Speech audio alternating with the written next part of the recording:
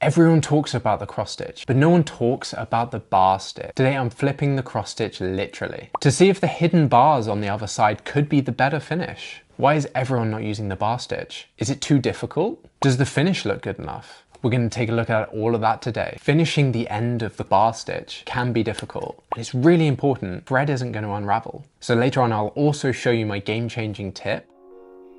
So if you've been doing leather for a while, you've probably used the cross stitch so many times. The cross stitch is so versatile. You can use it for joining two pieces of leather up together as a butt joint or around the edge of a lap joint. There's very few stitches that are as versatile as a cross stitch. It also just looks really aesthetic.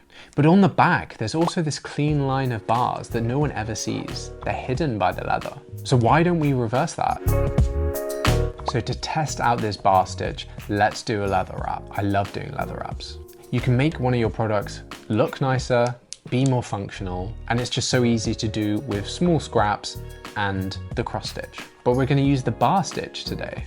So I need to upgrade my water spritzer. I want to create a new wrap for it. I made this one about a year ago, and to be honest, I've just got better at leather. You can see here that I've got these marks from drawing a stitching line onto the leather. Check out the video up on the screen and in the description to create really straight stitching lines without marking your leather. So for those of you who are big coffee fans, the water spritzer is essential for spritzing your beans. But enough on coffee, let's talk leather.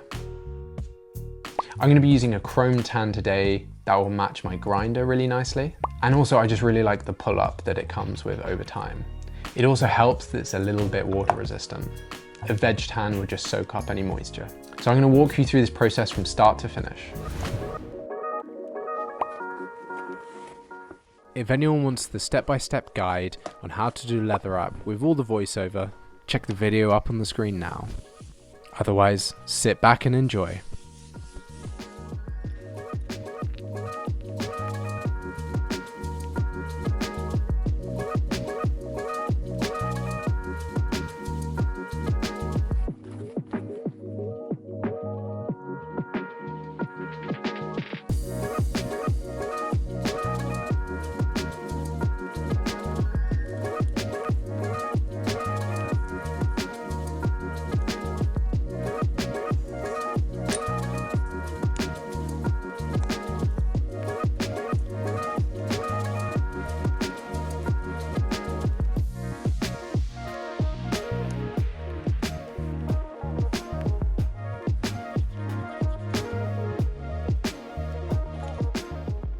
If you got any value out of this video so far, please like it and please subscribe. Thanks so much, your support really helps me to continue making these videos.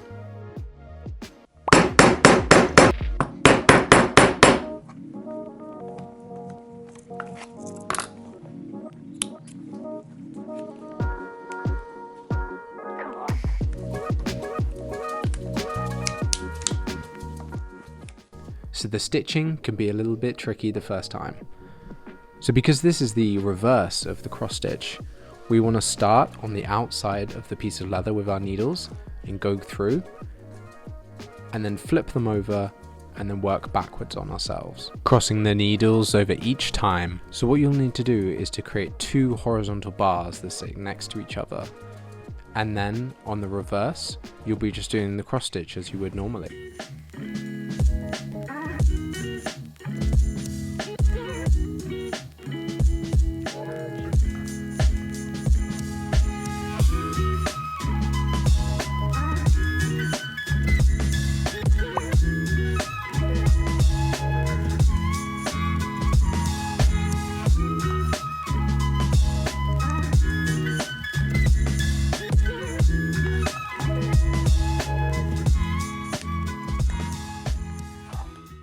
So what we don't want to happen is for our thread to unravel in the future and for the durability to completely go. So a triple knot here should stand the test of time and keep a long-lasting, secure finish on that thread. Then I'm just going to cut it short and use my thread zapper. I find that the thread zapper gives me the cleanest finish without having to melt a huge amount of the polyester thread.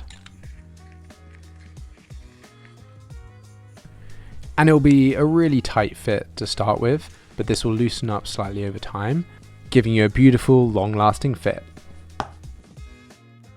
If you've liked this video, you may enjoy one of my others. Maybe check out one of my other videos up on the screen or on my channel. Now you finish this one.